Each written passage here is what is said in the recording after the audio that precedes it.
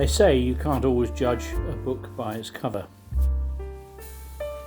However, sometimes you can judge a piece of jewellery by the quality of the box it's in. Here we have a beautifully fitted, admittedly a little scruffy, but it actually eminently will polish up. Beautifully made, hand-tooled leather box. And we're now just going to find out what's inside. Silk lined, silk and velvet lined. This, what looks like a pendant, actually is in 15 karat gold. I'm going to turn it over. It's actually, you could actually dive into that amethyst. Beautiful, beautiful stone.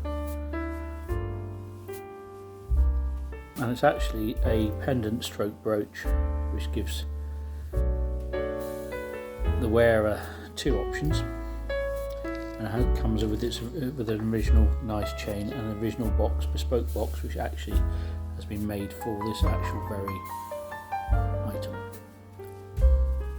The amethyst is a real languid blue purple. As I say, you can actually dive into that stone and have a very refreshing time. Look at the colour of that, absolutely stunning. This will be going on our website later today or tomorrow.